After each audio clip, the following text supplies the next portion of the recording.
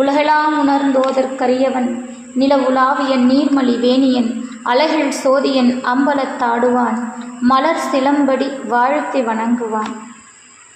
தொல்லை இரும்பிறவி சூழும் தலை நீக்கி அள்ளல் அறுத்து ஆனந்தம் ஆக்கியதே எல்லை மறுவா நெறியளிக்கும் வாதவூர் எம்கோன் திருவாசகம் எனும் தேன். திருச்சிற்றம்பலம்.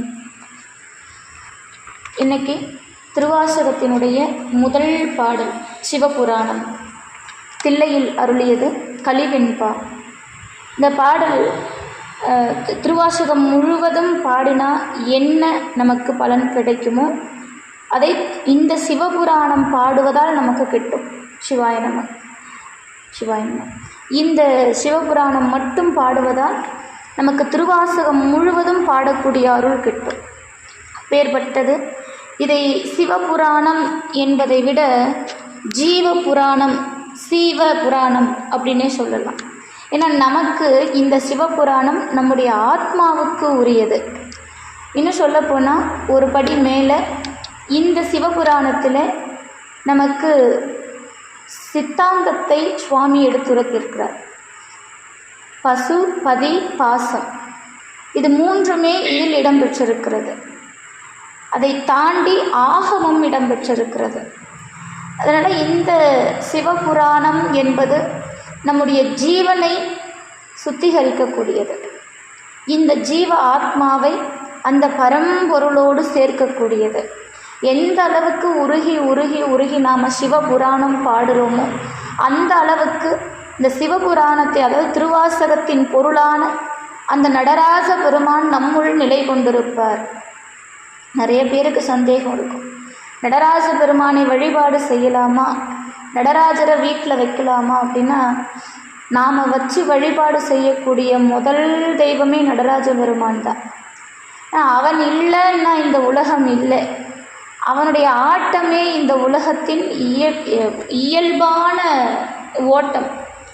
நம்ம பேசுகிறோம், நடக்கிறோம், சாப்பிட்றோம், தூங்குகிறோம், நம்ம அன்றாட வாழ்க்கையை செய்கிறோம். நமக்கு இந்த பிரபஞ்சம் ஒத்துழைப்பு கொடுக்குது, ஐம்பூதங்களும் ஒத்துழைப்பு கொடுக்குதுன்னா அது நடராஜ பெருமானுடைய திருவருள்.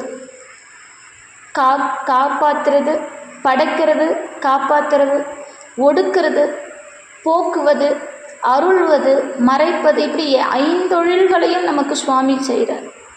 அந்த தூக்கிய திருவடி எல்லாருக்கும் கிடைக்கணும் அப்படிங்கிறதுக்காகவே மணிவாசக பெருமான் இறைவன் யார் என்ற அந்த முழு வடிவத்தை, முழுமையான அவனுடைய கருணையை நமக்கு சிவபுராணத்திலே வைத்து பாடியிருக்கிறார். இந்த சிவபுராணத்தில் மொத்தம் 95 வரிகள்.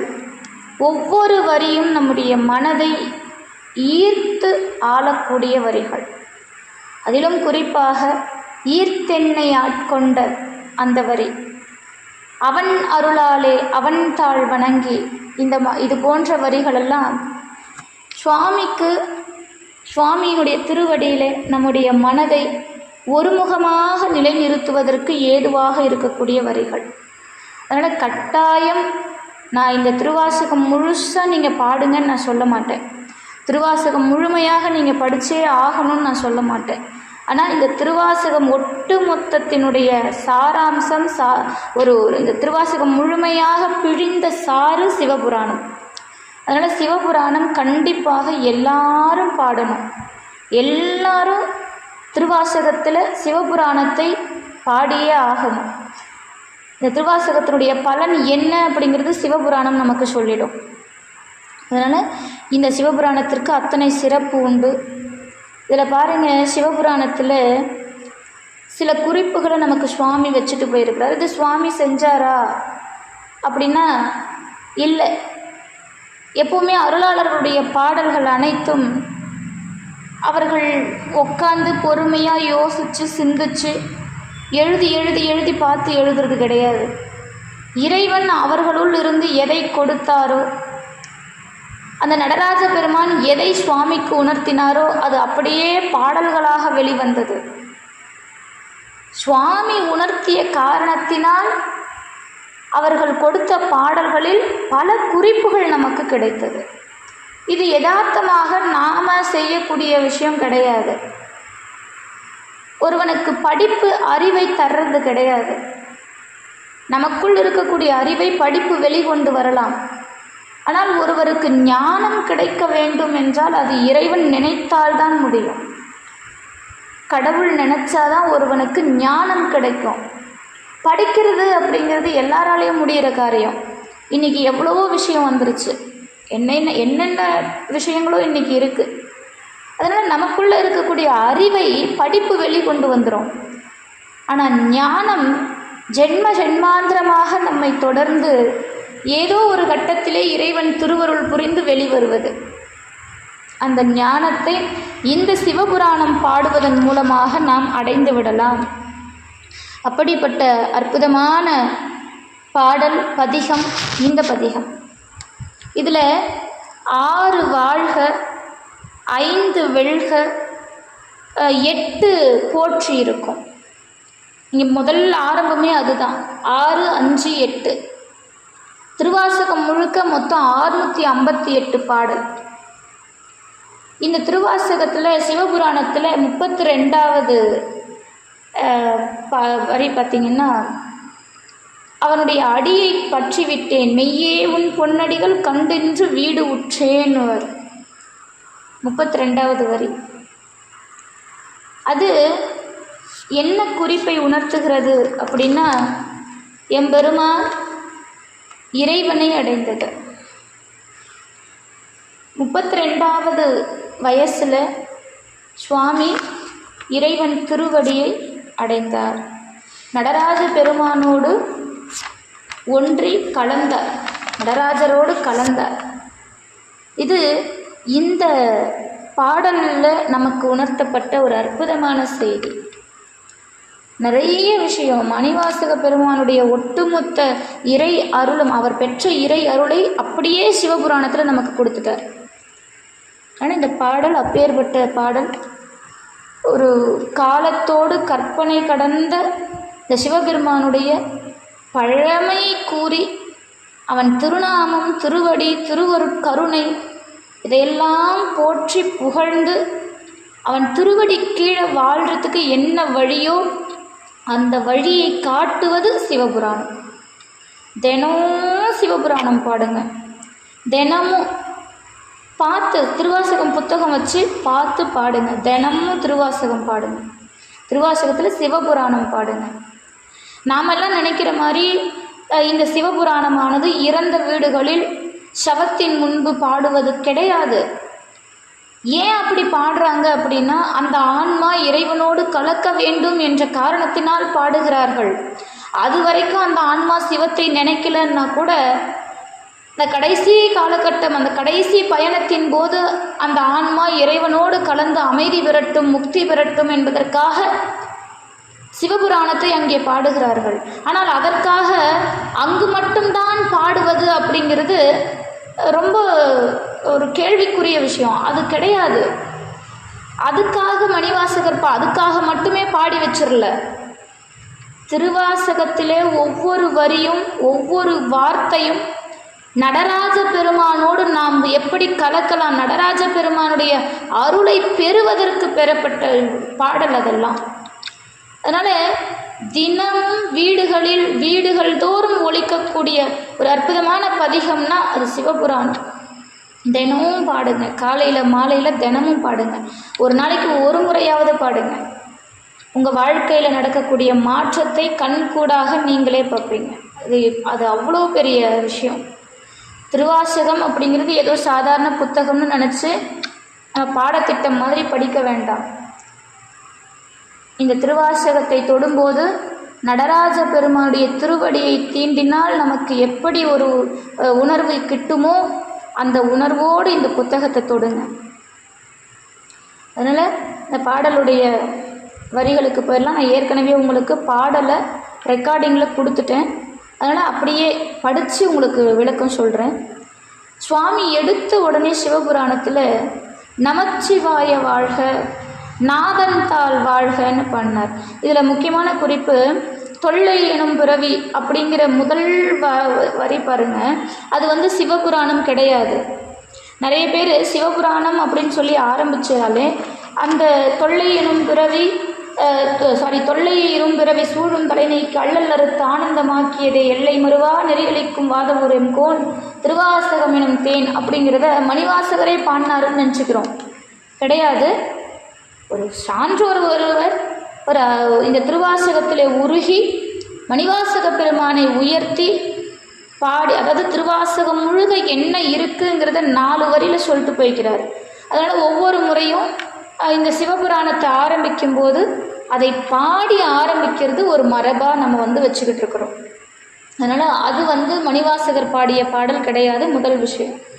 அதனால் நான் ரெக்கார்டிங்கில் கொடுக்கும்போது உங்களுக்கு சிவபுராணம் மணிவாசகர் எப்படி ஆரம்பித்தாரோ அதுதான் நான் ரெக்கார்டிங்கில் கொடுத்துருப்பேன். நமச்சிவாய வாழ்க, நாதன்தாள் வாழ்க, இமை பொழுதும் என்னெஞ்சில் நீங்காதான் தாழ் வாழ்க, கோகழி ஆண்ட குருமனிதன் தாழ் வாழ்க, ஆகமம் ஆகி நின்று அன்னிப்பான் தாழ் வாழ்க, ஏகன் அநேகன் இறைவன் அடி வாழ்க. இதோட இருக்கலாம். இந்த 5 வாழ்க, 5 வாழ்க. நமச்சிவாய வாழ்க முதல் வார்த்தை பாருங்க. சுவாமி எடுத்த உடனே நமச்சிவாய வாழ்கன்னார். சிவபெருமானே வாழ்கன்னு சொல்லலாம்ல. எடுத்ததுமே சிவபெருமானை தானே வாழ்த்தி பாடணும். இன்னொன்று, சுவாமியை வாழ்கன்னு சொல்லலாமா? சுவாமியை வாழ்த்துறதுக்கு நம்மளால் முடியுமா? அது ஒரு கேள்வி இருக்குல்ல. சிவபெருமானை போற்றுவதற்குத்தான் நம்மால் முடியும். சிவபெருமானை வாழ்த்துறதுக்கு முடியுமா அப்படின்னா வாழ்த்தி இருக்கிறார். ஏன்னா அது அன்பின் எல்லை. மணிவாசகர் சிவபெருமானை காதலித்த எல்லை அது. நம்ம வைணவத்தில் கூட சுவாமியை பாடுவாங்க. பல்லாண்டு பல்லாண்டு பல்லாயிரத்தாண்டு பல கோடி 100,000 மல்லாண்டதின் தோல் மணிவண்ணா உன் செவ்வடி செப்பி திருக்காப்புன்னுவர். அப்படி நாராயணருக்கே கண்ணு பற்றுமா, திருஷ்டி கழிக்கிறார் ஆழ்வார். அப்போ இறைவன் மீது நாம் கொண்ட காதலால் அவன் திருவடி வாழ்க, அவன் நாமம் வாழ்க அப்படின்னு ஆரம்பிக்கிறார் பாருங்க. அப்போ எப்படி அதை ஆரம்பித்தார்? அவன் மீது கொண்ட காதல். நமச்சிவாய வாழ்க. ஏன் சிவபெருமானை சொல்லாமல் முதல்ல அவன் நாமத்தை சொன்னார்? அவன் திருவடியை சொல்லாமல் ஏன் அவருடைய நாமத்தை சொன்னார் அப்படின்னா, நமச்சிவாய என்பதே அவன் நாமம், அவன் திருவடி, இந்த பிரபஞ்சம் எல்லாம் நமசிவாய தான். ஆமாம், இந்த பஞ்சாட்சர மந்திரம் எப்பேற்பட்ட மந்திரம் அப்படின்னா, எல்லாமாக இருப்பது பஞ்சாட்சரம். நீங்கள் என்ன இதுவாக இருந்தாலும் எல்லா விஷயத்துலையும் கலந்திருப்பது இந்த பஞ்சாட்சரம், எல்லாத்துலேயுமே. அதனால தான் இப்போது இந்த திருப்புகழ் படிக்கிறவங்களுக்கு நான் சொல்லியிருக்கேன், அருணகிரிநாதர் மட்டும்தான் முருகப்பெருமான் சிவபெருமான் காதில் பிரணவத்தை எப்படி சொன்னார் அப்படிங்கிறத விரிவுபடுத்துகிறார். வேறு யாரும் அதை சொல்லலை. பிரணவ பொருளை சொன்னான்னு சொல்கிறாங்களே தவிர, முருகப்பெருமான் பிரணவ பொருளை என்னன்னு சொன்னாருங்கிறத அருணகிரி சொல்கிறாரு. சிறக்கற்கஞ்செழுத்தத்தன் திருச்சிற்றம்பலத்தத்தன் செவிக்குப்பன் புறச்செப்பும் பெருமாளே என்றார் அருணகிரி. சிறக்கற்கஞ்செழுத்தத்தன் திருச்சிற்றம்பலத்தத்தன் செவிக்குப்பன் புறச்செப்பும் பெருமாளே அப்படின்னா, சிறப்பான 5 எழுத்து மந்திரத்தின் தத்துவத்தை தான் பிரணவ பொருளாக உபதேசித்தானாம் கந்தபெருமான் சிவபெருமானுக்கு. இதை அருணகிரி கூறுகிறார். அப்போ பிரணவமே நமசிவாயம், சிவபெருமான் திருவடியே நமசிவாயம், சிவபெருமானே நமசிவாயம். நமசிவாயன்னு சொன்னால் சிவபெருமான் அர்த்தம். நம சிவாய, நம சிவாய. நம அப்படிங்கிற இடத்துலையே அந்த பண்பு பாருங்க. சுவாமிக்கு ஆகமத்தை முதல்ல குறிப்பிட்டு ஆரம்பிக்கிறார். அதனால் நமச்சிவாயன்னு சொன்னால் மொத்தத்தையும் குறிப்பிடக்கூடியது. இந்த இந்த இந்த அண்டங்களையெல்லாம் கடந்து நிற்கக்கூடிய அந்த பெருமானை குறிக்கக்கூடியது. அவன் ஒருவனே தலைவன். இந்த எத்தனையோ அண்டங்களை கடந்து நிற்கக்கூடியவன். 101 கோடியின் மேற்பட விரிந்தனர் மணிவாசக பெருமான். அதுக்கு எல்லையே கிடையாது.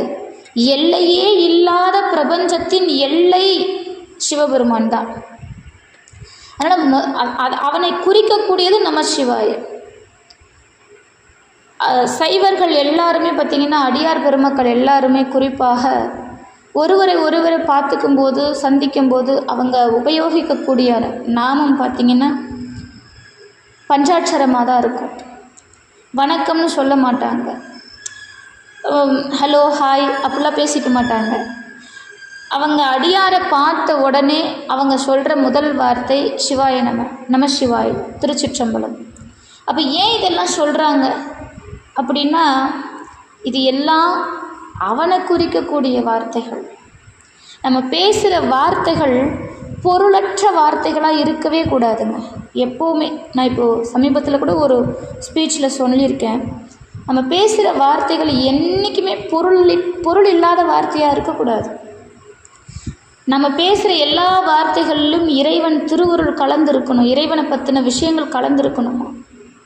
அப்போ பொருளற்ற வார்த்தையை பிரயோகிக்காமல் இறைவனுடைய நாமத்தை உணர்த்துவது போல், இறைவன் திருவருளை குறிப்பிட்டு பேசுவது போல் நம்ம பேசுகிறோம் அப்படின்னா எப்போவுமே அந்த இடத்துல மங்களம் நிறைந்திருக்கும், மங்களம் நிறைந்திருக்கும்.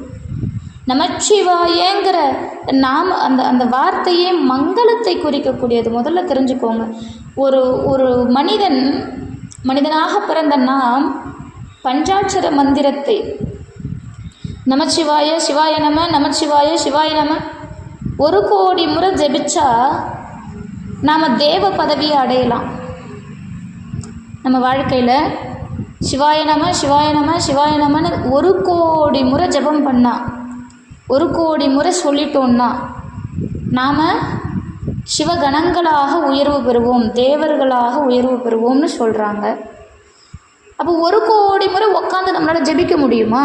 அதுக்கு நமக்கு நேரம் இருக்கா? முதல்ல இல்லையே.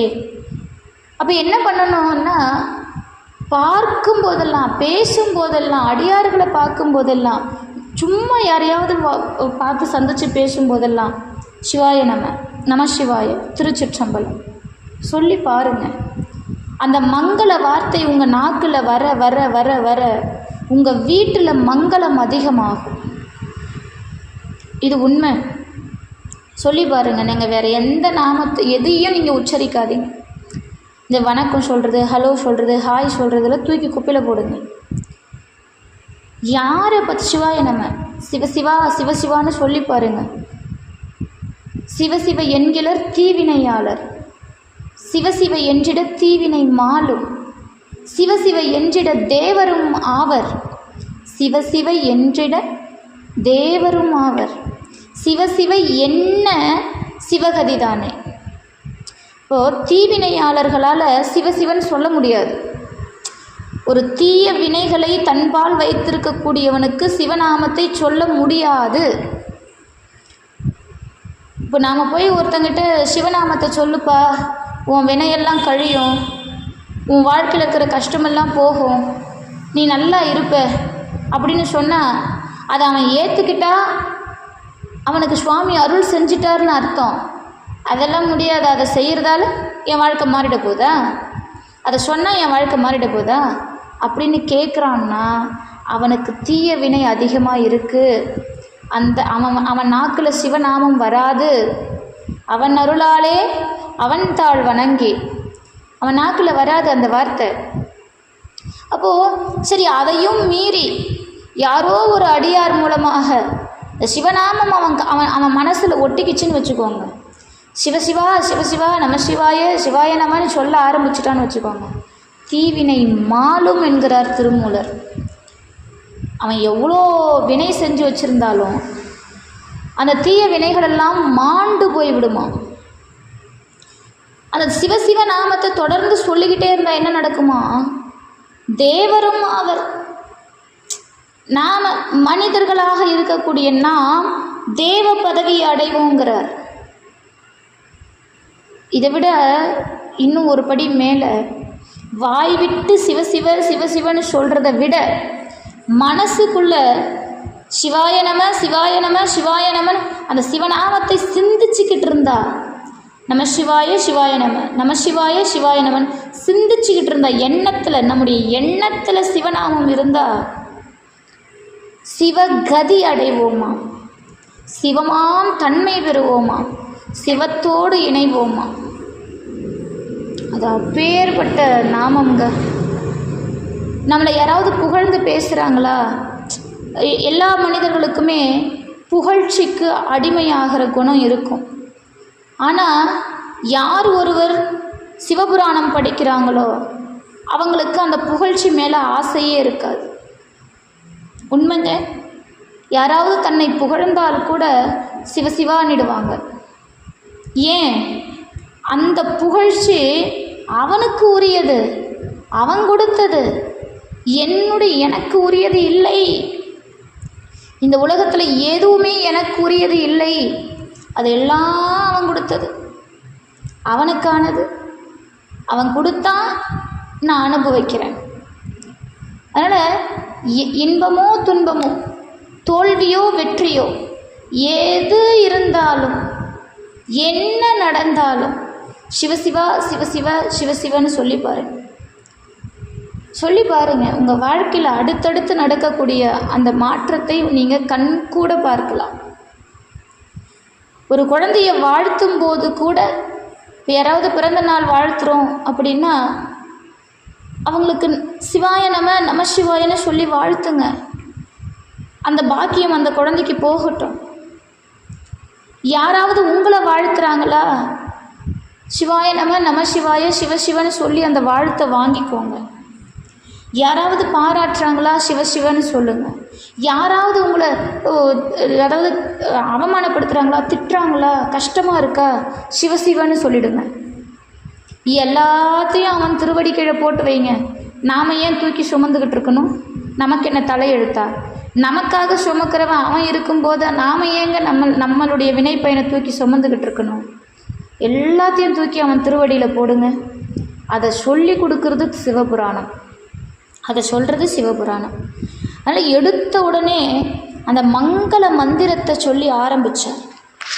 அந்த மங்களமான மந்திரத்தை சொல்லி, இந்த திருவைந்தெழுத்தை சொல்லி, நமச்சிவாய வாழ்க, நாதன் தாள் வாழ்க, அவன் திருவடி ஆத்மநாதன் தாள், நாதன் தாள் வாழ்க. நாத வடிவு கொண்ட ஆத்மநாதர் நீங்கள் போயிருப்பீங்கன்னு நினைக்கிறேன். அங்கே சுவாமி சிவலிங்கம்லாம் கிடையாது. அங்கே ஆத்மாவுக்கு தான் சிவ பூஜை. அங்கே லிங்கமே இல்லாமல் தான் பூஜை சுவாமிக்கு, ஆத்மநாத சுவாமி. நம்முடைய ஆத்மாவுக்கு நாதன் தான் நாதன். நமக்கு தலைவன், நம்ம ஆத்மாவுக்கு தலைவன் அவன். இதில் நாம் எப்படி எடுத்துக்கணும் அப்படின்னா, இந்த ஆத்மா பிறவி எடுத்து வருது வினை பயன் காரணமாக, இல்லையா? வினை பயன் காரணமாக பிறவி எடுத்து வருது. இந்த ஆத்மா இந்த பிறவி எடுக்கும்போதே அவன் நம்மளை நம்மளோட பயணிக்க ஆரம்பிச்சிட்டான், நம்ம கூடவே வர ஆரம்பிச்சிட்டான். இதை உணர்ந்து கொள்ளக்கூடிய ஆத்மாக்கள்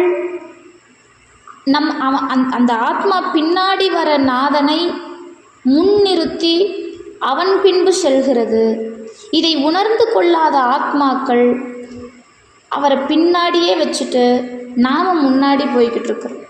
ஆனாலும் அவன் என்ன பண்ணுறான்? நம்ம பின்னாடியே வந்துக்கிட்டு தான் இருக்கிறான்.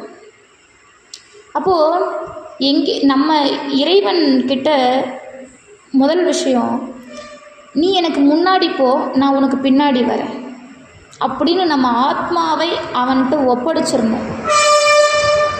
நம்மளை அவங்கிட்ட ஒப்படைச்சிடணும்.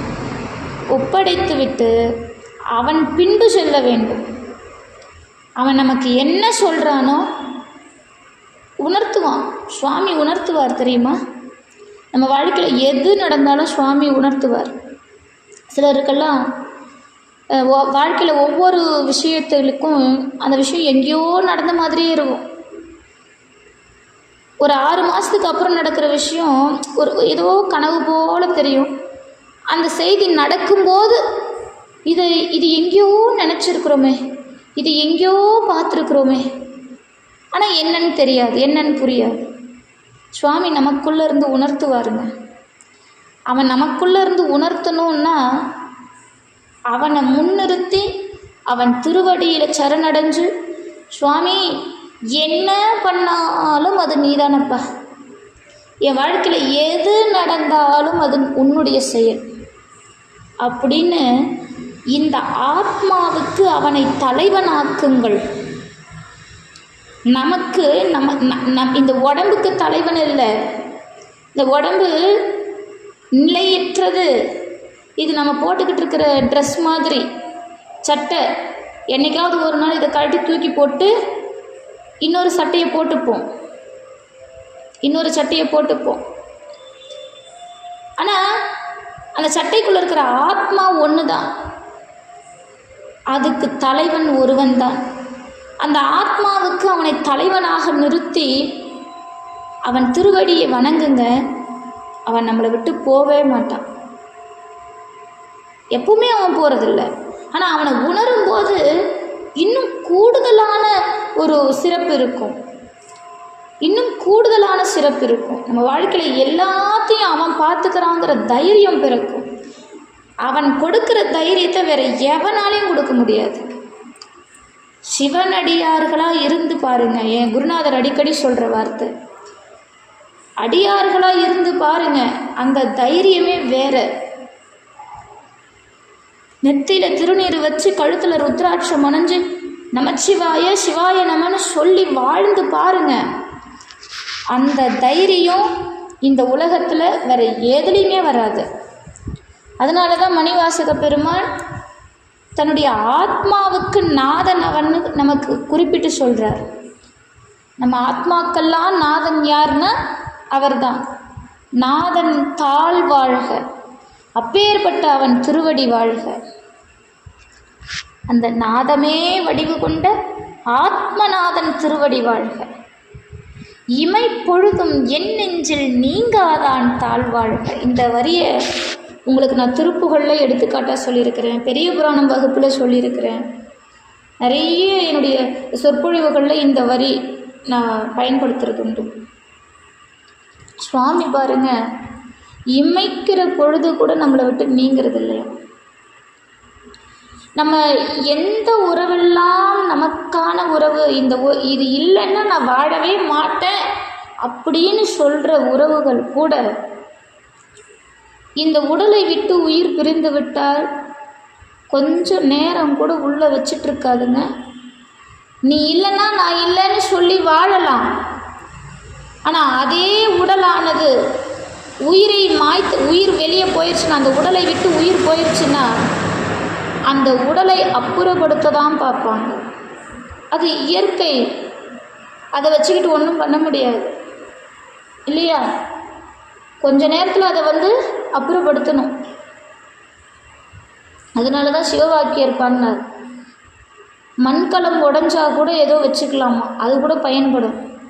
வெண்கலம் உடஞ்சா கூட அது கூட பயன்படுமேன்னு எடுத்து வைப்பாங்களாம். நம் களம் கவிழ்ந்துச்சுன்னு வச்சுக்கோங்க, நம் களம் கவிழ்ந்துச்சுன்னா உடனே தூக்கி போடுவாங்க. உடனே அது எப்பேற்பட்ட உறவாக இருந்தாலும் சரி, இந்த உடம்பை வச்சுக்கிட்டு அவங்களுக்கு பிரயோஜனம் கிடையாது. ஆனால் என் கலந்து நின்ற மாயம் என்ன மாயம் ஈசனே. நீ இல்லைன்னா நான் இல்லைன்னு உயிருக்கு உயிராக வாழ்ந்த உறவு கூட இந்த உடம்பு பிரயோஜனம் இல்லை, தூக்கி போடுன்னு போட்டுருச்சு. அப்பேற்பட்ட அழிஞ்சு போகிற உடம்பு இருக்கிற எனக்குள்ள கலந்து நின்னியே சாமி, நீ எப்பேற்பட்ட தெய்வம் ஐயா. என் கலந்து நின்ற மாயம், என்னோடு கலந்து நிற்கிறியே. என் கூட இருக்கான்னு சொல்லலை, எனக்கு முன்னாடி இருக்கான்னு சொல்லலை, எனக்கு பாதுகாப்பாக இருக்கிறேன்னு சொல்லலை, எனக்குள்ளே இருக்கிற என் கலந்து நின்ற மாயம் என்ன மாயம் ஈசன். நமக்குள்ளே இருக்கிறான் சுவாமி. அழிஞ்சு போகிற உடம்பு, இந்த மனசு ஒரு குப்பை. இதில் சதா சுவாமியவை நினச்சிக்கிட்டு இருக்கிறோம். நாம் என்னென்னத்தை நினைக்கிறோம்.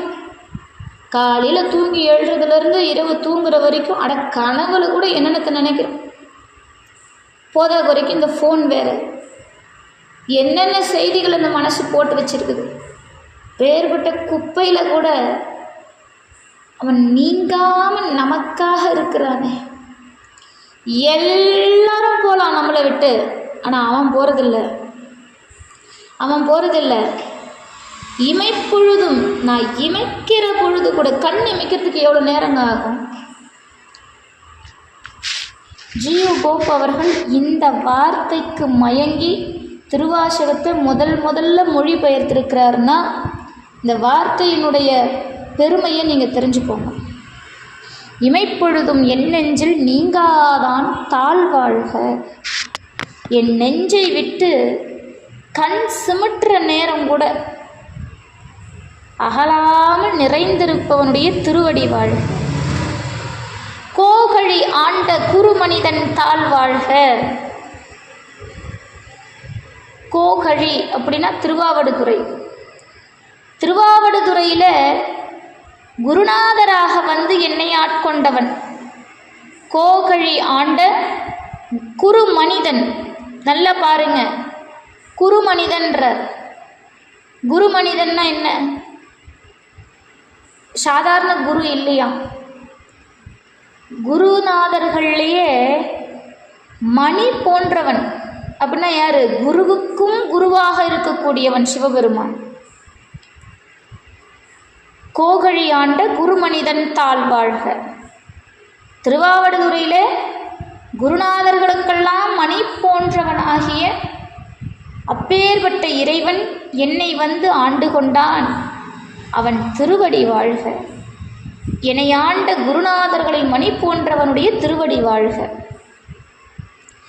ஆகமம் ஆகி நின்று அன்னிப்பான் தாழ்வாழ்கன்னு ஆகமத்தை பேசுகிறாருங்க. பதி பசு பாசம் இதெல்லாம் உணர்த்தக்கூடிய ஆகம நூல்களாக வந்து இந்த உலக உயிர்களுக்கெல்லாம் பக்கத்தில் இருந்து அருள் செய்யக்கூடியவனாம் அவனுடைய திருவடி வாழ்க. ஆகமம் ஆகி நின்று அன்னிப்பான் தாழ்வாழ். அன்னிப்பான அந்நிய பக்கத்தில், ஆகமம் ஆகி நின்று அன்னிப்பான் தாழ்வாழ்க. அருள்பவன், பக்கத்தில் இருந்து அருள் செய்கிறவன்.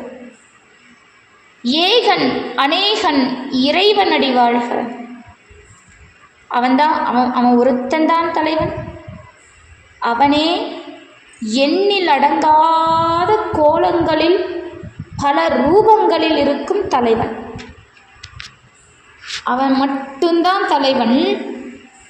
அவன்தான் இந்த, அதாவது நான் முன்னமே சொல்லியிருக்கிறேன், சித்தாந்தத்தில் 84 லட்சம் யோனி பிறப்புகள் உண்டுங்கிறாங்க. அத்தனை உயிர்களிலும் இருப்பது அவன். அத்துணை உயிர்களிலும் இருப்பது அவன்தான். அவனை தவிர வேற எதுவும் இல்லை. அதனால தான் அடியார்களுக்கு எந்த உயிரை கண்டாலும் அதில் சிவம். ஒரு வித்திலை தாவரத்திலிருந்து, ஓர் உயிர் தாவரத்திலிருந்து 6 உயிர் படைத்த மனிதர்கள் வரை அனைத்தும் சிவம். அதனால தான் அடியார்கள் எல்லாரையும் சிவமாக நினச்சி வணங்குறது. சிவம்னா எங்கேயோ வானத்தில் இருக்குது, சிவபெருமான் எங்கேயோ வானத்தில் இருக்கான், நாம் இங்கே பூமியில் இருக்கோம், நாம் அண்ணாந்து பார்த்து அவனை வணங்குறோம் கிடையாது. அவன் எங்கே இருக்கான்? நமக்குள்ளே இருக்கான். ஏகன் அநேகன் உன்னிலும் என்னிலும் இருப்பவன் அவனே. மண்ணிலும் விண்ணிலும் இருப்பவன் அவனே. தன்னிலை மாறா தலைவன் அவனே. எல்லாம் அவன்தான். அவன் மட்டும்தான் இறைவன். அவன் மட்டுமே இறைவன். அவனே எல்லா எண்ணிலடங்கா உயிர்களிலும் இருக்கக்கூடியவன். எல்லாத்தையும் பிரபஞ்சம் முழுக்க நிறைந்திருக்கக்கூடிய, நீக்கமர நிறைந்திருக்கக்கூடிய பரம்பொருள். ஏகன் அநேகன் இறைவன் அடி வாழ்க. அடுத்து வேகம் கெடுத்தாண்ட வேந்தன் அடி வெல்க, பிறப்பருக்கும் பிஞகந்தன் பெய்கழல்கள் வெல்க, புறத்தார்க்கு சேயோந்தன் பூங்கழல்கள் வெல்க, கரம் குவிவார் உன் மகிழும் கோன்கழல்கள் வெல்க, சிரம் குவிவார் ஓங்குவிக்கும் சீரோன் கழல் வெல்க. வேகம் கெடுத்தாண்ட வேந்தன் அடி வெல்க. என்ன ஒரு வரி பாருங்க. இந்த மனசு இருக்கு பாருங்க, இந்த மனசு வாயுவை விட வேகமாக போகுங்க. வாயு எந்த வேகத்தில் போகும், அதை விட வேகம் நிறைந்தது நம்முடைய மனம். இந்த மனசுக்கு கட்டுப்பாடு கிடையாது. ஒரே ஒரு வினாடியில் எண்ணற்ற எண்ணங்களை தனக்குள்ளே போட்டு திணிச்சுக்கும். அவ்வளோ வேகமாக பறக்கக்கூடியது இந்த மனம். இந்த மன ஓட்டத்தை எல்லாம் அறுத்து தொலைத்து கெடுத்து என்னை ஆட்கொண்டவன் யாரு? சிவபெருமான்.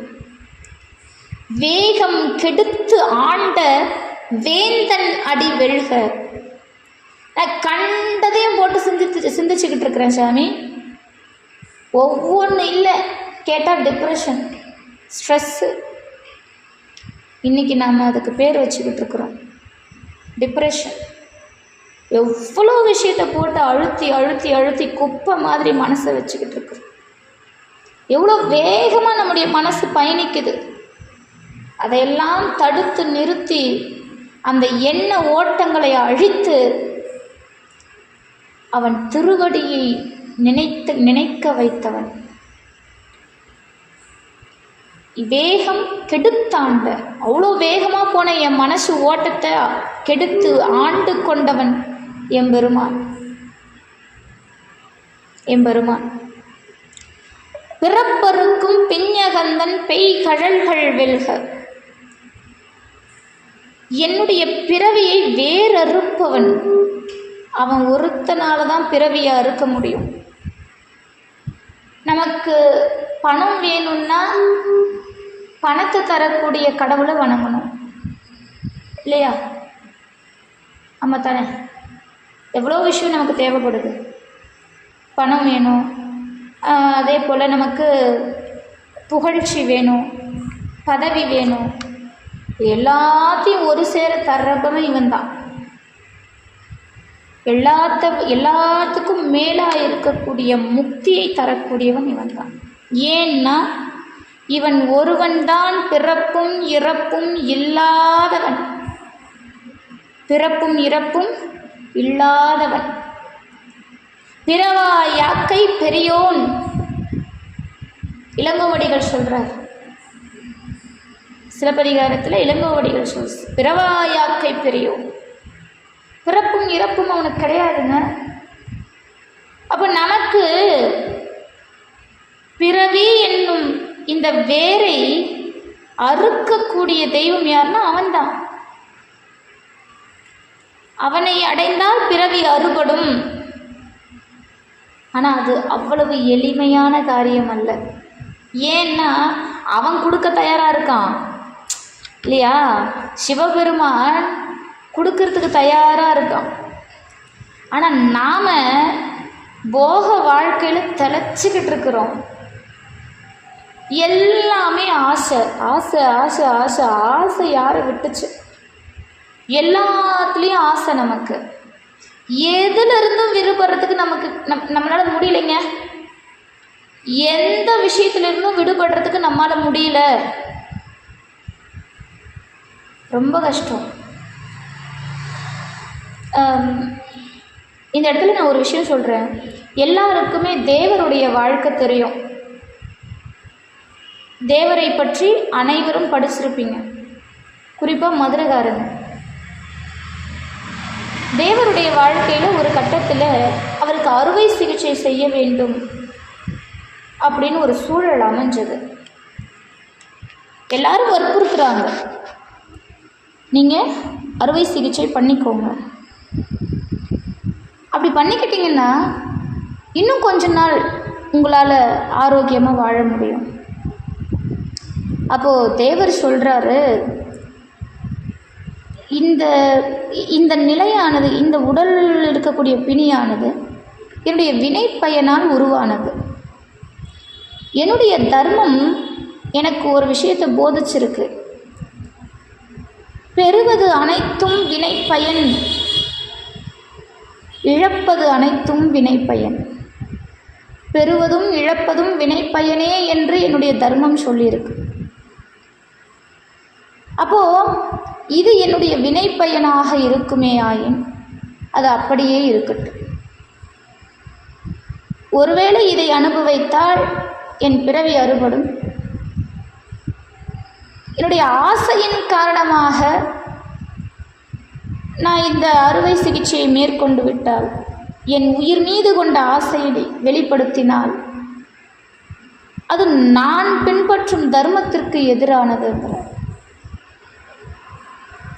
அப்போது அவங்களுக்குள்ளே இருக்கக்கூடிய அந்த சிந்தனையை பாருங்கள், அவர் கொண்ட கொள்கையை பாருங்கள், இறைவன் மீது கொண்டிருந்த நம்பிக்கையை பாருங்கள். அப்படி நம்மளால் வாழ முடியுமானா முடியாது. அதுக்காக நம்மளால் தேவர் மாதிரிலாம் வாழ்ந்துட முடியாதுங்க. அவருடைய வாழ்க்கை என்பது தவ வாழ்க்கை. அதெல்லாம் சாதாரண நிலையில் இருக்கக்கூடிய நம்மளால் ஒரு நிமிஷம் கூட வாழ முடியாது. நான் எதுக்கு சொல்கிறேன்னா, இறைவன் மீது கொண்ட அளவில்லாத நம்பிக்கை அதை செயல்படுத்துகிறது. பிறப்பு அறுக்கும் பிஞகந்தன் பெய்கழல்கள் வெல்க. என்னுடைய பிறவி என்னும் பிணியை வேறறுக்கக்கூடியவன் சடை, பிறை, கங்கை, கண்ணி இவற்றால் அலங்கரிக்கப்பட்டவன் அவன். அவனுடைய வீர கழல்கள் வெற்றி பெறட்டுங்கிறார் மணிவாசக பெருமான். புறத்தார்க்கு சேயோன் தன் பூங்கழல்கள் வெல்க. அதாவது அன்பில்லாதவருக்கு எட்டாதவன்க அவன். அன்புன்னு ஒன்று உன்கிட்ட இல்லைன்னா சிவத்தை நெருங்க முடியாது. அவன் பேரை கூட சொல்ல முடியாது. உங்களால் இன்னைக்கு திருவாசகம் படிக்க முடியுதுன்னா, உங்களால் இன்னைக்கு திருவாசக வகுப்பில் உட்காந்து திருவாசகத்தை கேட்க முடியுதுன்னா, அன்பு என்ற வடிவில் சிவம் உங்களுக்குள் இருந்து உங்களை இதை கேட்க வச்சுக்கிட்டு இருக்குது. சிவபெருமான் உங்களுள்ளிருந்து வெளிப்பட்டு கொண்டிருக்கிறார், இன்னும் உங்களை பக்குவப்படுத்துறதுக்காக. இதே விஷயந்தான் எனக்கும். இன்னைக்கு திருவாசகத்தை 1.5 மணி நேரம் சிவபுராணத்தை பற்றி பேசுகிறேன். எனக்குள் இருந்து சுவாமி வெளிப்படுகிறார் அன்பு என்ற வடிவில். அன்புன்ற ஒன்று இல்லைன்னா இறைவனை நிஜமாக அடைய முடியாதுங்க. அன்பே சிவம், அன்பே சிவம். அன்பை தாண்டி சிவத்தை அடைய முடியாது. அதனால் அன்பு இல்லாதவர்களுக்கு சிவபெருமான் எட்டாதவன்றார், புறத்தார்க்குன்றார். புறத்தார்க்குன்னா அன்பு இல்லாதவங்க. சேயோந்தன் பூங்கழல்கள் வெல்க. அன்பில்லாதவங்களுக்கு எட்டாத பூ போன்ற திருவடிகள், அவன் திருவடி வெற்றி பெறுக. கரம் குவிவார் உண்மகிழும் கோண்கடல்கள் வெல்க. இந்த வார்த்தை சொன்னால் ஆட்டோமேட்டிக்காக நம்ம கை 2 தலைக்கு மேலே குவியணும். கரம் குவிவார் உண்மகிழும் கோண்கடல்கள் வெல்க. சுவாமியை உதட்டுக்கு நேராக, மூக்குக்கு நேராக, நெஞ்சுக்கு நேராக கும்பிடக்கூடாதுங்க. 2 கரத்தை தூக்கி தலைக்கு மேலே கும்பிடணும். சிவபெருமானை எப்படி கும்பிடணும்? தலைக்கு மேலே 2 கரம் கூப்பி கும்பிடணும். கரம் குவிவார் உன் மகிழும் கோண்கடல்கள் வெல்க. 2 கரத்தையும் தலைக்கு மேலே கூப்பி வணங்கக்கூடிய அடியார்களுடைய இதய கோவிலில் அப்படி மகிழ்ச்சியோடு குடியிருக்கக்கூடியவனா. அது மட்டும் இல்லை, அவர்களையும் மகிழ்வித்து இருக்கக்கூடிய அரசன் அவன்றார். கரம் குவிவார் உன் மகிழும் கோண்கடல்கள். 2 கரம் கூப்பி வணங்கக்கூடிய அடியார்களுடைய மனசுல மகிழ்ச்சியோடு இருப்பானா, அதே மகிழ்ச்சியை அந்த வணங்கக்கூடிய அடியார்களுக்கும் கொடுத்து அருளாட்சி செய்யக்கூடிய அரசன் அவன்றார். அப்பேற்பட்ட அரசனுடைய அந்த கழல்கள், வீர கழல்கள் வெற்றி பெறட்டுங்கிறார். சிரம் குவிவார் ஓங்குவிக்கும் சீரோன் கழல் வெல்க. அடியார்களை சில பேரை பாருங்க, சிவபெருமான கண்ட மாத்திரத்தில் தம்மையே அறியாமல் தம்முடைய சிரத்தின் மீது கை கூப்புவார்கள். தம்மையே அறியாமல் சிரம் மீது கை கூப்புவார்கள். ஏன்னா அந்த ஆன்மா, அந்த நான் முன்னமே சொன்னேன், ஆத்மநாதன், அந்த ஆன்மா சிவபெருமானை தலைவனாக கண்டுகொண்டது. தம்முடைய தலைவனை வணங்கும் போது ஏதோ சும்மா கடமைக்கு வணங்காது. அந்த ஆத்மா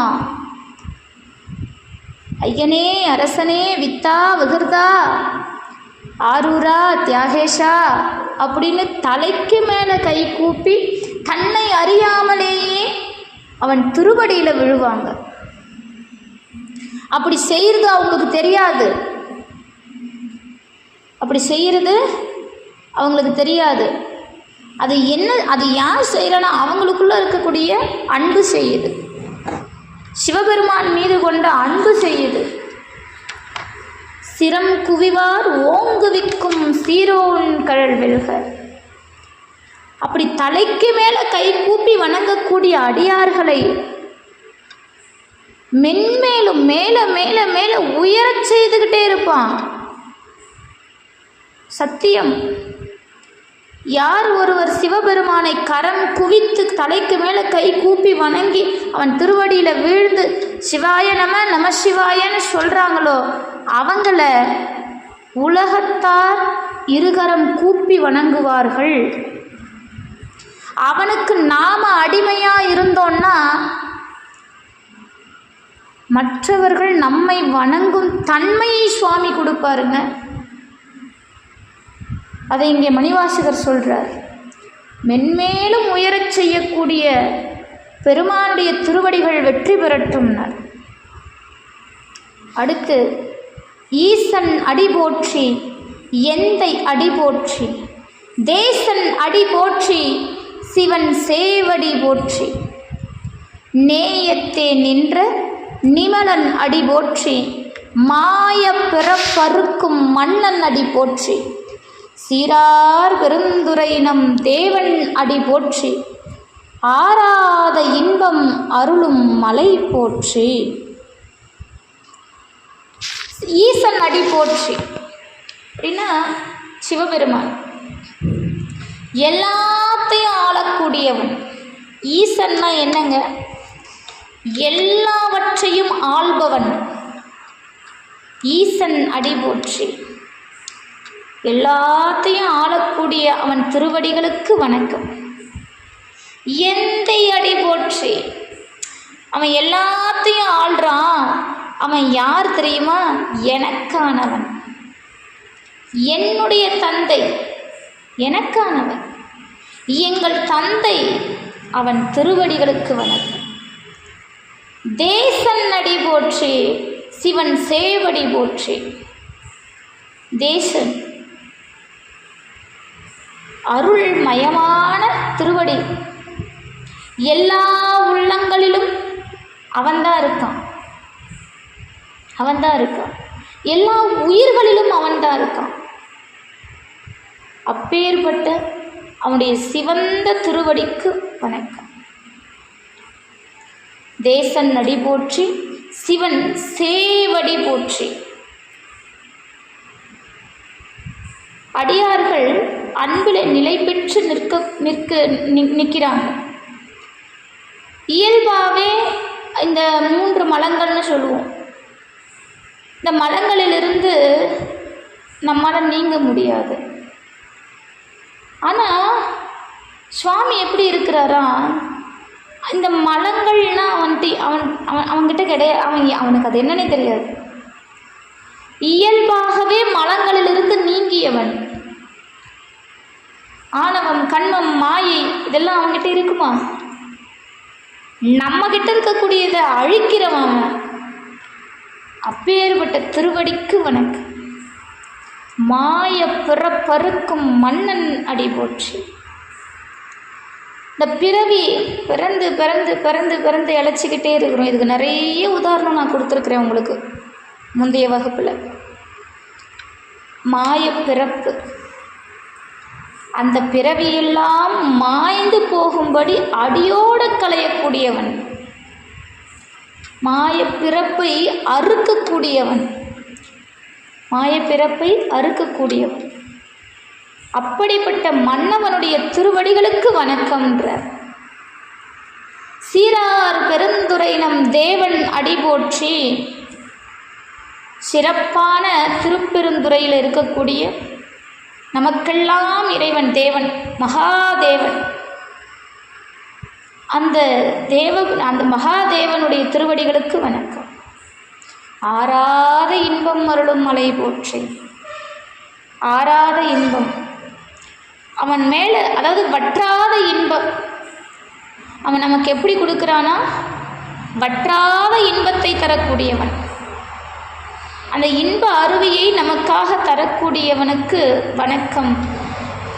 அருளும் மலை, அவன் அருள் செய்கிறதுல மலை மாதிரி. வற்றாத இன்ப அருளை தரக்கூடிய மலை போன்றவனுக்கு வணக்கம். ஆராத இன்பம் அருளும் மலை போற்றி. சிவன் அவன் என் சிந்தையுள் நின்ற அதனால் அவன் அருளாலே அவன் தாழ் வணங்கி சிந்தை மகிழ சிவபுராணம் தன்னை முந்தை வினை முழுதும் மோய உரைப்பன் யான். சிவன் அவன் என் சிந்தையுள் நின்ற. அன்பர்களுக்கு எல்லாமே சிவம்தான். அன்பு இருக்கிறவங்களுக்கு சிவனாகவும், அன்பு இல்லாதவங்களுக்கு அவனாகவும் இருப்பவன். சிவன் அன்பு இருக்கிறவங்களுக்கு, அவன் அன்பு இல்லாதவங்களுக்கு. சிவன் அவன் என் சிந்தையுள் நின்ற, என்னுடைய மனசில் நிறைஞ்சு நிற்கிற நீ. அவன் திருவருளால் அவன் திருவடிகளை வணங்கியிருக்கிறோம். நம்ம எத்தனையோ பிறப்பு பிறப்பு பிறப்புன்னு பிறந்துக்கிட்டு இருக்கிறோமே, எந்த பிறவியில் நம்ம சிவபெருமானை வணங்கியிருப்போமா? இந்த பிறவியில் கூட இவ்வளோ காலம் வணங்கியிருப்போம்னா எத்தனையோ பேருக்கு அது கேள்விக்குறி. ஆனால் திடீர்னு அவனை எப்படி நம்ம வணங்கணும்? ஏன்னா அவன் அருள் செய்தானாம்.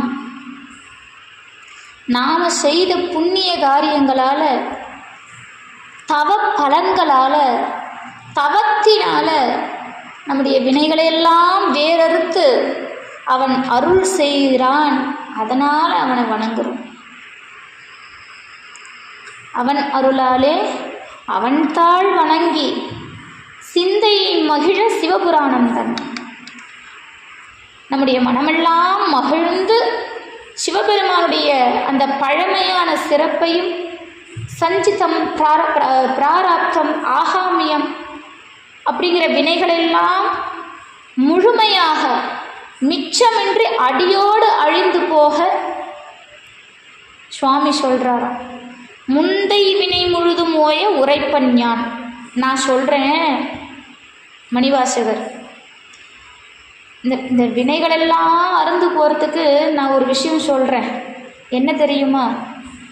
கண்ணுதலான் தன்கருணை கண்காட்ட வந்தெய்தி எண்ணுதற்கு எட்டாய் எழிலார் கடலிறைஞ்சி விண்ணிறைந்து மண்ணிறைந்து மிக்காய் விலங்கொழியாய் எண்ணிறந்து எல்லையில்லாதானே நின்பெரும் சீர் பொல்லாவினையே புகழுமாறு ஒன்றறியேன் புல்லாகி பூடாய் புழுவாய் மரமாகி பல்விருகமாகி பறவையாய் பாம்பாகி கல்லாய் மனிதராய் பேயாய் கணங்களாய் வல்லசுரராகி முனிவராய் தேவராய் செல்லா நின்ற இத்தாவர சங்கமத்துள் எல்லா பிறப்பும் பிறந்து இழைத்தேன். எம்பெருமான், மெய்யே உன் பொன்னடிகள் கண்டு இன்று வீடுற்றேன். இந்த வினைகளெல்லாம் அறுபட்டு ஒழியறதுக்கு நான் ஒரு விஷயம் சொல்கிறேன். என்ன தெரியுமா?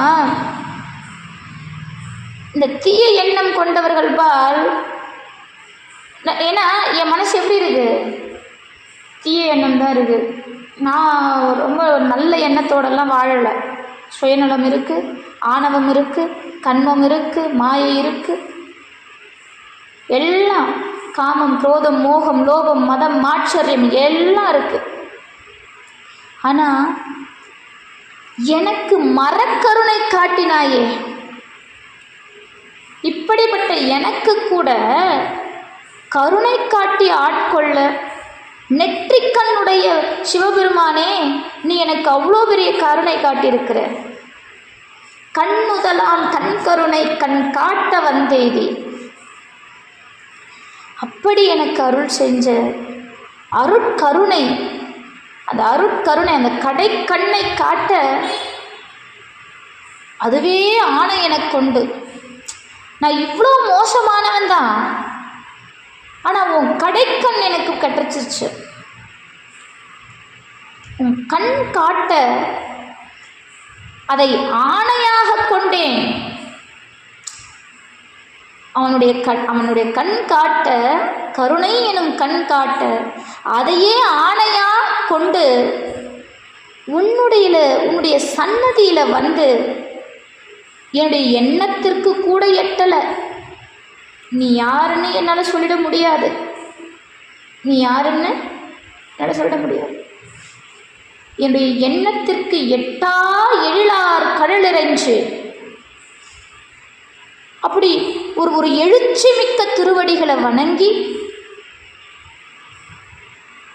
ஓகே, விண்ணிலும் மண்ணிலும் நிறைந்து அங்கிங்கெனாதபடி எங்கும் நீக்கமர நிறைந்திருக்கக்கூடிய பரம்பொருளே, அதற்கும் மேலானவனாக ஆணவ இருளில் கிடக்கக்கூடிய உயிர்களுக்கெல்லாம் ஞானம் தரும் ஒளியாக எண்ணிக்கையெல்லாம் தாண்டி எண்ணிறந்து எண்ணி சொல்லிட முடியாது, அந்த எண்ணிக்கையெல்லாம் தாண்டி எல்லை கடந்தவனே, எல்லை இல்லாதானே. அவனுக்கு எல்லை இருக்கா? இல்லை, அவனே எல்லை, எல்லையை கடந்தவன். நின் பெரும் சீர், உன்னுடைய புகழை உன்னை கண்டும் காண முடியாத அப்பேற்பட்டவனுடைய அந்த உருவத்தை, அந்த வடிவத்தை சன்னதியில் நின்று பார்க்குறேன். கோவிலில் நின்று சிவபெருமானே உன்னை பார்க்குறேன். பொல்லா வினையேன் புகழுமாறு ஒன்றறியேன். என்னால் ஒன்றுமே புரிஞ்சிக்க முடியல சாமி. உன்னை பார்த்தும் கூட பார்க்க முடியாத பொல்லாத வினை உடையவன் நான். உன்னை எப்படி புகழ்வதுன்னு தெரியலப்பா. அப்படி உன்னை புகழக்கூட தெரியாத ஒரு அறியாமையில் இருக்கிறேன். பொல்லாத வினை என்னை சூழ்ந்து கொண்டிருக்கிறது. எம்பெருமானே, நான் புல்லா, பூண்டா, புழுவா, மரமா, பல வகையான மிருகங்களா, பறவையா, பாம்பா, கல்லா, மனிதரா, பேயா, பூதமா, அசுரர்களா, முனிவர்களாக, தேவர்களாகன்னு எத்தனை ஆன்மா எனக்கு வந்திருக்கு, எத்தனை பிறவியப்பா. அத்தனை பிறவியும் எடுத்து எடுத்து எடுத்து இழைச்சி போயிட்டேன் சாமி. இழைச்சிட்டேனப்பா. என் பிறவி இழைத்தது, என் ஆத்மா இழைத்தது, என் ஆன்மா இழைத்து போய்விட்டது. மணிவாசகர் சொல்கிறாருங்க, நமக்கு யாருக்காவது நம்முடைய ஆன்மா இழைச்சதா நம்ம பார்த்துருக்குறோமா? காலையில் 8 மணிலேருந்து சாயந்தரம் 6 மணி வரைக்கும் வேலைக்கு போகிறேங்க. அலைச்சல், உடம்பு சலிச்சுக்குச்சு, உடம்பு இழைச்சி போச்சு, உடம்புக்கு ஒரு கவலை, ஒரே கஷ்டங்க வாழ்க்கையில். மனசெல்லாம் கவலை, மனசுக்கு ஒரு கவலை, மனசு இழைச்சி போச்சு. இதெல்லாம் இந்த உடல் சம்பந்தப்பட்ட விஷயம். இது நிலையான இழைப்பு கிடையாதுங்க. உடல் களைத்தால் கொஞ்ச நேரம் ஓய்வு எடுத்தால் சரியாயிடலாம். மனசு களைச்சா அதுக்கான ஏதாவது நெறிமுறைகள் இருந்து, இல்லை அந்த மனசுக்கு ஏற்ற மாதிரி, அந்த கவலைக்கு ஏற்ற மாதிரி ஏதோ ஒரு காலகட்டம் மாறுச்சுன்னா சரியாயிடலாம். ஆத்மா இழைச்சி போச்சுன்னா, ஆத்மா சலிச்சுக்கிட்டா எங்கெங்கே போகிறது? ஆத்மா சலித்தால்தான் பிறவி அறுபடும். இந்த ஆத்மா சலிச்சு போச்சுன்னா என் பெருமானுடைய திருவடியில் கலந்துடலாம். அதை சொல்கிறார் பாருங்க மணிவாசகர். பிறவி எத்தனை பிறவியப்பா, அத்தனை பிறவியும் எடுத்து எடுத்து எடுத்து இளைப்பாயிட்டேன், களைப்பாயிட்டேன் சாமி, ரொம்ப டயர்டாயிட்டேன். இன்னைக்கு உண்மையான உன்னுடைய வடிவத்தை, உன்னுடைய தங்க திருவடியை பார்த்ததால இந்த பிறவி என்னும் பிணியிலிருந்து விடுபட்டனடா சாமி, வந்துட்டேன்டா வெளியே. நான் எல்லா பிறப்பும் பிறந்து இளைத்தேன் எம்பெருமானே, மெய்யே உன் பொன்னடிகள் கண்டு என்று வீடுற்றேன். உய்ய என் உள்ளத்துள் ஓங்காரமாய் நின்ற மெய்யா விமலா விடைப்பாகா வேதங்கள் ஐயா என ஓங்கி ஆழ்ந்தகன்ற நுண்ணியனே, வெய்யாய் தனியாய் ஈயமான நாம் விமலா பொய்யாயினவெல்லாம் போயகல வந்தருளி மெய்ஞானமாகி மிளறுகின்ற மெய்ச்சுடரே, எஞ்ஞானம் இல்லாதேன் இன்பப் பெருமானே, அஞ்ஞானம் தன்னை அகழ்விக்கும் நல்லறிவே, ஆக்கம் அளவு இறுதியில்லாய் அனைத்துலகும் ஆக்குவாய் காப்பாய் அழிப்பாய் அருள் தருவாய், போக்குவாய் என்னை புகுவிப்பாய் நின் கொழும்பில் நாற்றத்தின் நேரியாய் சேயாய் நனியானே, மாற்ற மனம் கழிய நின்ற மறையோனே. மனம் நீங்கி, நம்முடைய மும்மலங்கள் நீங்கி கடை தேறுவதற்காக என்னுடைய மனசில் ஓம் எனும் பிரணவ மந்திரத்தை, அந்த பிரணவ மந்திரமாகவே நிற்கக்கூடிய உண்மை பொருளே, இயல்பாகவே அந்த பாசங்கள்லேருந்து நீங்கியவன் யார்? சிவபெருமானுக்கு இந்த பாசம்லாம் கிடையாது. அவன் எதோடவும் பாசமற்றவன், பற்றற்றவன்.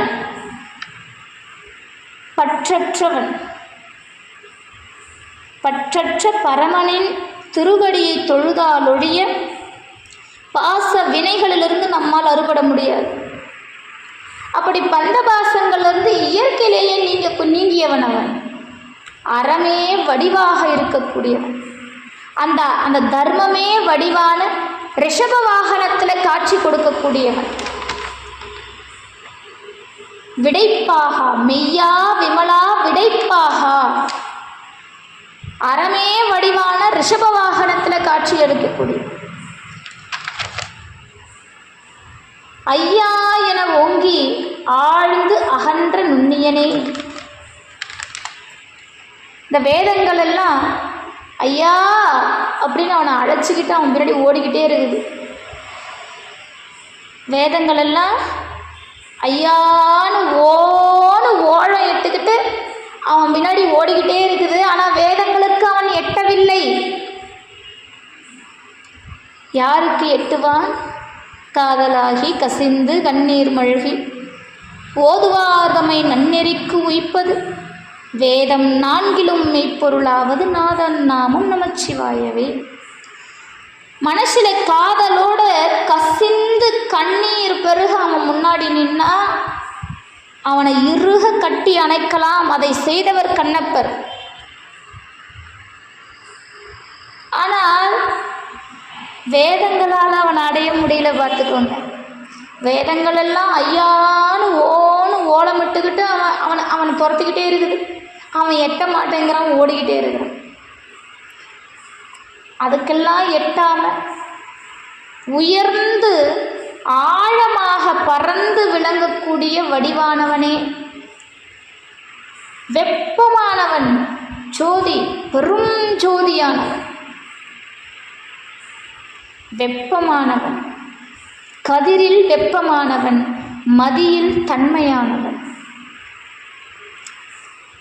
எந்த அளவுக்கு அவன் பெரும் வெப்பமோ பெரும் ஜோதியோ அதே அளவுக்கு அவன் தன்மையானவன், குளிர்ந்தவன். அடியார்களுக்கு குளிர்ச்சியாக இருப்பான்.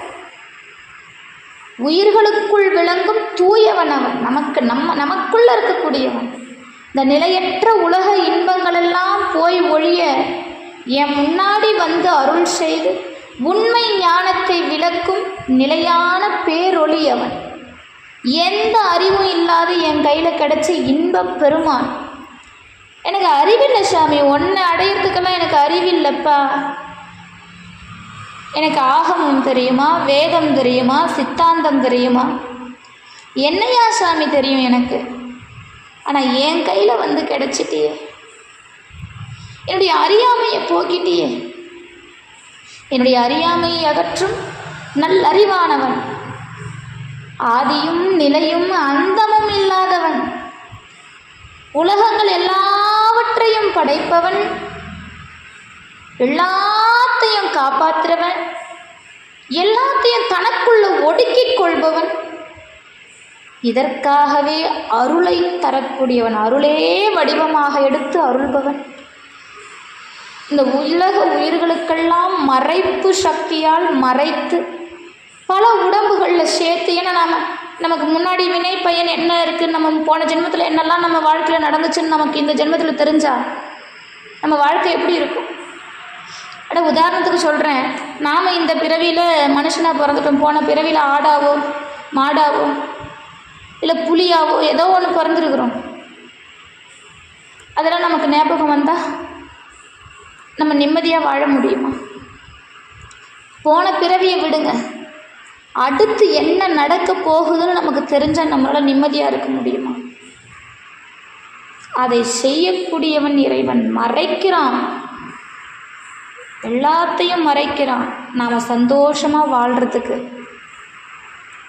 அப்படி மறைச்சி ஒடுக்கி காத்து படைத்து அருள் செய்து எல்லா பாசங்களையும் என்னிடமிருந்து போக்கி உன் திருவடியில் சேர்த்துக்கிறேன். உன் அடியாறு கூட்டத்தில் சேர அருள் செஞ்சவன் எம்பெருமானுடைய சிவன் அடியார் கூட்டத்தில் சேர்றதுக்கு அருள் செஞ்சிருக்கிறான்னா அது எவ்வளோ பெரிய விஷயம். திருவாசக வகுப்பில் மொத்தம் எத்தனை பேர் இணைஞ்சிங்க? இன்றைக்கி எத்தனை பேர் வகுப்பு கவனிக்கிறீங்க? எத்தனை பேருக்கு சுவாமி அருள் செய்கிறார்? உண்மைங்க, அருள் செய்யக்கூடியவன் அவன். எதை யாருக்கு கொடுக்கணும்னு நினைக்கிறவன் அவன். இந்த ஆத்மாவை பக்குவப்படுத்தணும்னு அவன் நினச்சாதான் அவன் இழுப்பான், இல்லைன்னா இழுக்கவே மாட்டான். எல்லாருக்குள்ள இருந்து அருள் செய்கிறவன், அடியார் கூட்டத்தில் சேர்க்கிறவன், பூவினுடைய மனம் போல என்னைக்குமே மனம் வீசிக்கொண்டு தம்மை நினைக்காதவங்களுக்கு கூட, அவனை வணங்குறவங்களுக்கு மட்டும் இல்லை, தன்னை வணங்காதவங்களுக்கு கூட நேரியாய், நாற்றத்தின் நேரியாய் சேயாய் நனியானே, அவங்களுக்கு கூட அருள் செய்கிறான். ஆனால் தூரமாக இருக்கிறான். அவனை நினைக்காதவங்களுக்கு தூரமாக இருக்கிறான், ஆனால் அருள் செய்கிறான். அவன் அருள் இல்லைன்னா வாழவே முடியாதுங்க. இறைவன் அருள் செய்வதை நிறுத்திவிட்டால் இந்த உடலில் உயிர் தங்காது. ஆனால் தூரமாக இருப்பான். அவனை நினைக்கிறவங்களுக்கு மனசுலேயே இருப்பான், நினைப்புங்களுக்கு மனசுலேயே இருப்பான். வாக்கு மனம் இரண்டாலும் அவனை நம்மளால் அளந்துட முடியாது. அப்படி அளக்க முடியாமல் மறைஞ்சு நிற்கக்கூடிய மறை பொருளோன், மாற்றம் மனம் கழிய நின்ற மறையோனே, கரந்தவால் கண்ணலோடு நெய் கலந்தார் போல சிறந்தடியார் சிந்தனையுள் தேனூறி நின்று பிறந்த பிறப்பருக்கும் எங்கள் பெருமான், நிறங்கள்ளூர் ஐந்துடையாய் விண்ணோர்கள் ஏத்த மறைந்திருந்தாய் எம்பெருமான், வல்வினையேன் தன்னை மறைந்திட மூடிய மாய இருளை அறம் பாவம் என்னும் அருங்கயிற்றால் கட்டி புறந்தோல் போர்த்தெங்கும் புழு அழுக்கு மூடி மலஞ்சோறும் 9 வாயிற்குடிலை மலங்க புலனைந்தும் வஞ்சனையைச் செய்ய விலங்கு மனத்தால் விமலா உனக்கு கலந்த அன்பாகி கசிந்துள் உருகும் நலந்தானில்லாத சிறியேற்கு நல்கி நிலந்தான் மேல் வந்தருளி நீள்கடல்கள் காட்டி ஞாயிற்கடையாய் இடந்த அடியேற்கு தாயிற் சிறந்த தயாவான தத்துவன்.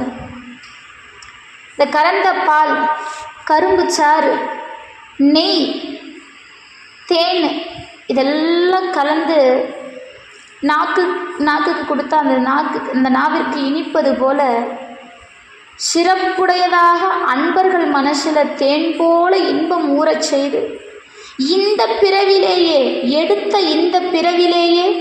இந்த பிறவி என்னும் மரத்தை அறுத்து அருள் செய்யக்கூடியவன் எம்பெருமான்.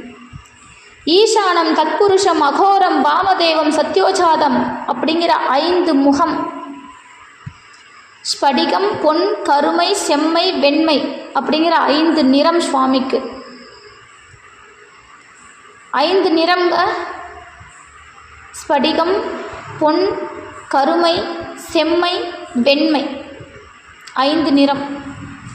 ஈசானம், தத்புருஷம், அகோரம், வாமதேவம், சத்யோஜாதம்.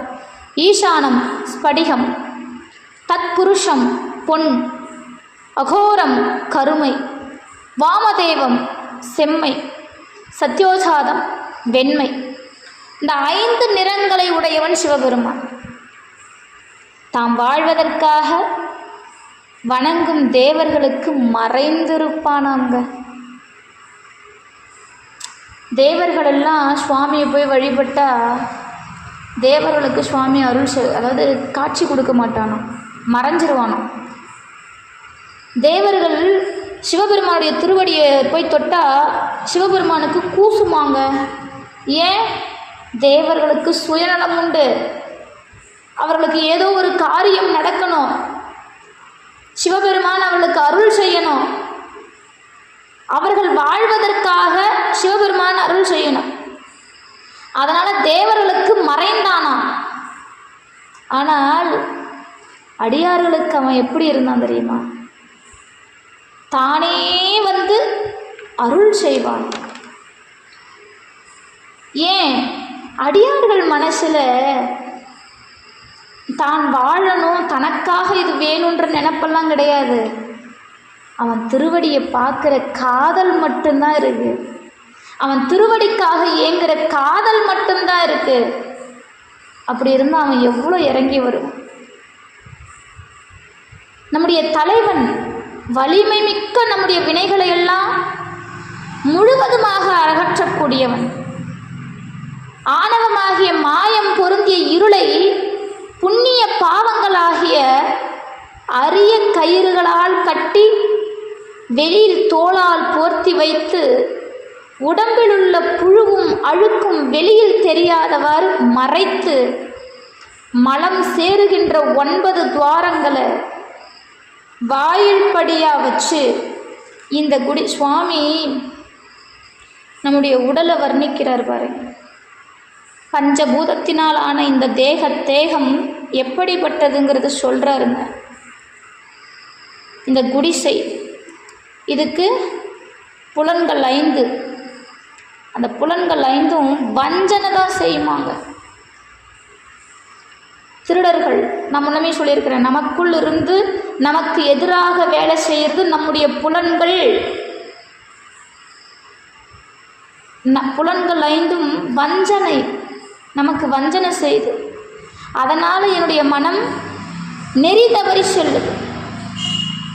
மலங்கள் அப்படி அந்த ஆணவ மலங்கள் என்ன சேருது.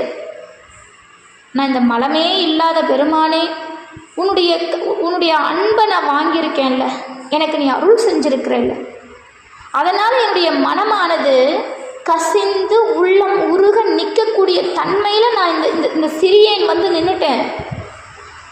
அதுக்கு நீ அருள் செஞ்சுட்ட.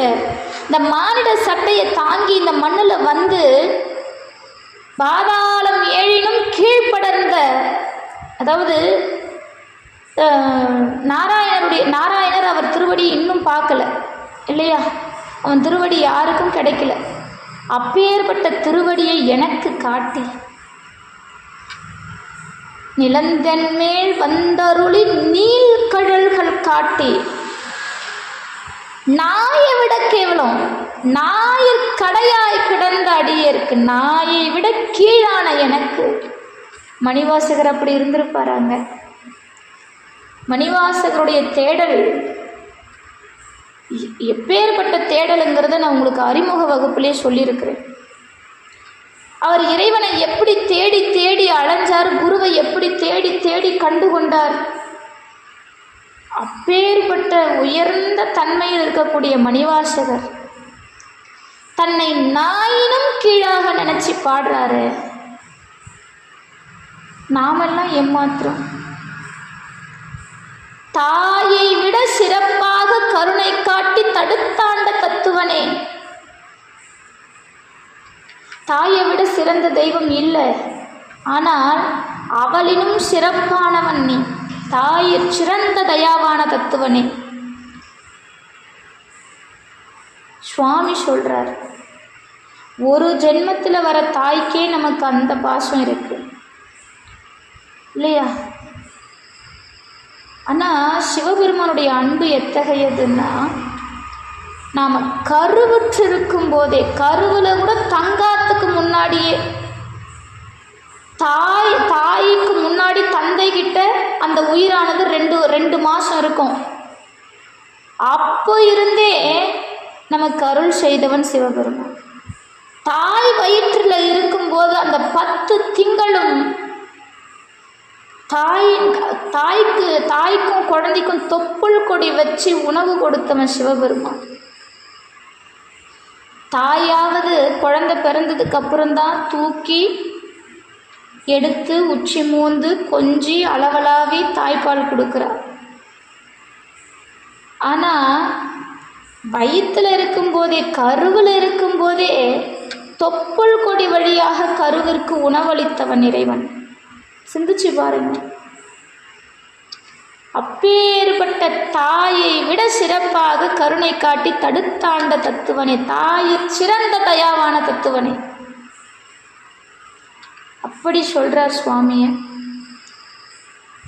மாசற்ற சோதி மலர்ந்த மலர்ச்சுடரே தேசனே தேனார் அமுதே சிவபுரனே பாசமாம் பற்றறுத்து பாரிக்கும் ஆரியனே நேச அருள் புரிந்து நெஞ்சில் வஞ்சம் கெட பேராது நின்ற பெருங்கரனே பேராரே ஆரா அமுதே அளவிலா பெம்மானே ஓராதார் உள்ளத்து ஒளிக்கும் ஒளியானே நீராய் உருக்கிய நாருயிராய் நின்றானே இன்பமும் துன்பமும் இல்லானே உள்ளானே. மாசில்லாத ஒளியாகிய மனம் மலர்ல அன்பினால் ஒளி வீசும் மலர் சுடர் போன்றவன், தெய்வீக ஒளி உடையவன், தேன் போல உயிரை அப்படி உருகச் செய்கிறவன், அமுதனே அமுதமே சிவபுரத்து அரசனே. இந்த உயிர்களை எல்லாம் கட்டக்கூடிய பாசங்கிற பற்றை நீக்கி பெருமை உடையதாக்கும் உன் திருவடியை வழிபட அருள் செய்தவன். உன் திருவடிக்கு அன்பு கொள்ள அருள் செய்து நெஞ்சில் இருக்கக்கூடிய காமம், குரோதம், மோகம், லோபம், மதம், ஆச்சரியங்கிற வஞ்சனைகளை எல்லாம் நீக்கி என் மனசை விட்டு அகலாம நின்று பெரும் கருணை, பெரும் வெள்ளம், உன்னை தெவிட்டாத அமுதமே, உன்ன தெவிட்டாத அமுதமாம் சுவாமியினுடைய திருவருள். அளக்க முடியாத பெருமை மிக்கவன். சுவாமியை நினைக்காத உள்ளங்களில் மறைஞ்சு இருக்கக்கூடிய பேரொழியாம். அவங்களுக்குள்ள இருக்கான், ஆனால் மறைஞ்சிருக்கிறான். அன்போடு கண்ணீர் பெருகி உள்ளத்தை உருக்கி உயிருக்கு உயிராய் நிற்கக்கூடிய அடியார்களுக்கு அவனும் அப்படிதான் நிற்கிறானா. நாம் எந்த அளவுக்கு அவனை நெருங்கி உருகி உயிராய் நினச்சி அழுகிறோமோ அதை விட அதிகமாக அவன் நம்ம மேலே அன்பு வைக்கிறானா. இன்ப துன்பங்கள்லாம் அவனுக்கு கிடையாது. அடியார்கள் உள்ளத்தில் இருக்கும்போது அவங்க பெறுகின்ற இன்ப துன்பத்தை தனதாக்கி கொள்ளக்கூடியவன் இறைவன். அன்பருக்கு அன்பனே யாவையுமாய் அல்லையுமாய் ஜோதியனே துன்னிரலே தோன்றா பெருமையனே ஆதியனை அந்தம் நடுவாகி அல்லானே ஈர்த்தென்னை ஆட்கொண்ட எந்தை பெருமானே. கூர்த்தமை ஞானத்தால் ஒன்றுணர்வார் தன் கருத்தின் நோக்கரிய நோக்கே நுணுக்கரிய நுண்ணுணர்வே போக்கும் வரவும் புணர்வுமிலா புண்ணியனே காக்கும் என் காவலனே காண்பரிய பேரொழியே ஆற்றின்ப வெள்ளமே அத்தாமிக்காய் நின்ற தோற்றச் சுடரொளியாய் சொல்லா நுண்ணுணர்வாய் மாற்றமாம் வையகத்தின் வெவ்வேறே வந்தறிவாம் தேற்றனே தேற்றா தெளிவே என் சிந்தனையுள் ஊற்றான உன்னார் அமுதே உடையான். இந்த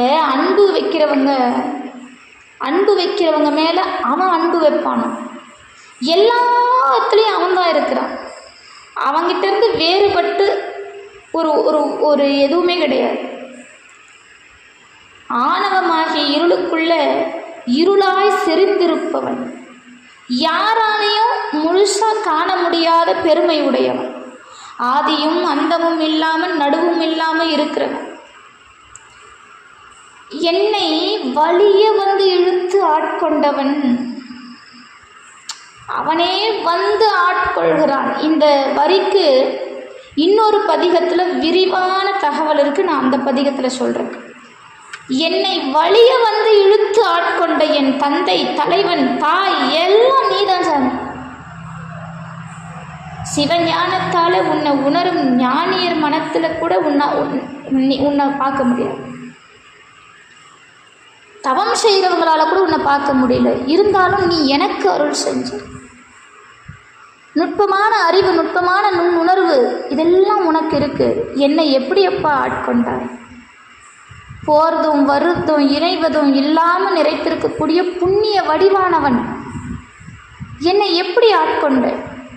அனைத்தையும் காக்கும் காவலன், கருவி கரணங்கள் காண முடியாத அருள் ஒளி, கருணை பேராறு, பேரின்ப வெள்ளம், என் தந்தை எல்லாவற்றையும் விட மிகுந்தவன். அப்பேற்பட்ட நீ எனக்கு முன்னாடி தோன்றி சுடர் ஒளியாய், சொல்ல முடியாத உணர்வாய், அடிக்கடி மனம் மாறும் இந்த உலக உயிர்கள் ஆன்ம பக்குவத்திற்கு ஏற்ற மாதிரி வெவ்வேறு வடிவங்களில் எடுத்து வந்து அதுக்கேற்ற அறிவை கொடுத்து, பெருமானே எத்தனை விஷயம் செய்கிற சாமின்னு. இந்த உயிர்களெல்லாம் தேறிய பிறகு அடையக்கூடிய ஞான தெளிவேன்றார். உன் மனசில் எப்பவுமே ஊறிக்கொண்டு இருக்கக்கூடிய, என் மனசில் எப்பவுமே ஊறிக்கொண்டிருக்கும் உண்ண கிடந்த அமுதமே, உண்ண கிடைத்த அமுதம். அமுதம் அவன் நினைப்பே நமக்கு அமுதமா. என்னை உடைமையாய் உடையவனே, நான் உனக்கு உடைமை, என் மீது உனக்கு எல்லா அதிகாரமும் இருக்கு. வேற்று விகார விடக்குடம்பின் உட்கிடப்ப ஆற்றேனே மையா அரணேயோ என்றென்று போற்றி புகழ்ந்திருந்து பொய்கெட்டு மெய்யானார் மீட்டிங்கு வந்து வினைப்பிற விசாராமே.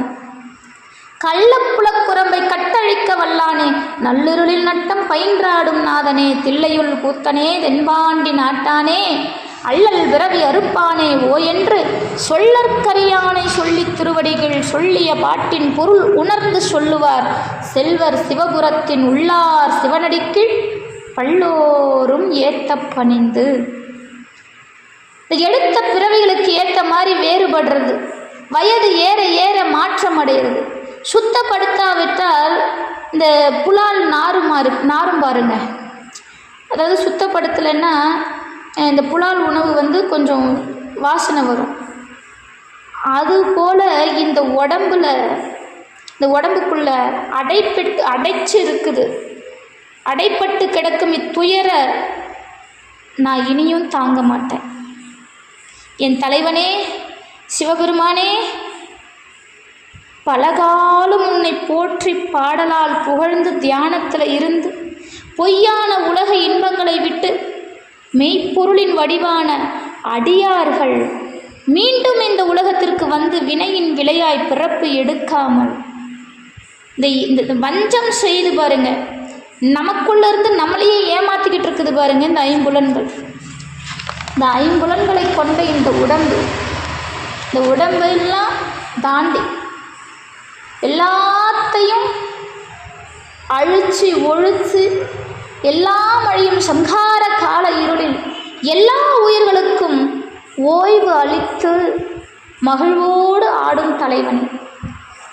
தில்லையில் நடனமாடக்கூடிய கூத்த பெருமானே, பாண்டிய நாட்டை பழம்பதியாக உடையவனே, துன்பம் தரும் பிறவியை வேறறுப்பவனே அப்படின்னு சொல்லி சுவாமி பாடுறார்.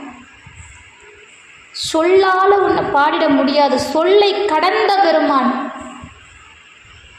அதனால் அவனை நம்மால் முடிஞ்ச வரைக்கும் சொல்லி அவனுடைய திருவடி கீழே இருந்து பாடலின் பொருளாயிருக்கும் நடராஜ பெருமானை. இந்த பாடலுக்கு என்ன பொருள்? நடராஜன். நான் இவ்வளோ நேரம் சொன்னேன் பாருங்க பொருள், இது எல்லாம் நடராஜர். இந்த நடராஜ பெருமானை மனசால உணர்ந்து சொல்லக்கூடியவங்களுக்கு அப்படிப்பட்ட ஞான செல்வர்கள் அவர்கள் பல்லோரும் தம்மை வணங்கும் உயர்ந்த நிலை பெற்று தாம் சிவபெருமானை பணிந்து சிவபுரத்தில் நிலையாக உள்ளவர் ஆவர். இந்த சிவபுராணத்தை படித்தா என்ன நடக்கும்? சிவபுரத்தில் நிலையாக இருப்போம், நடராஜனை அடைந்து விடுவோம். சிவபுராணத்து திருவாசகத்தின் பொருள் நடராஜன், நடராஜர் தான் திருவாசகம். அதை அடைந்து விடுவோம், அதை அடைந்து விடுவோம். அப்பேற்பட்ட சிறப்புக்குரிய அற்புதமான இந்த சிவபுராணம் என்னும் அற்புதமான பதிகத்தை இன்னைக்கு நாம் விரிவுரையோடு பார்த்தும் கேட்டும் மகிழ்ந்தோம். அடுத்த பதிவு கீர்த்தி திருவகவல் அடுத்த வகுப்பில் நடக்கும்.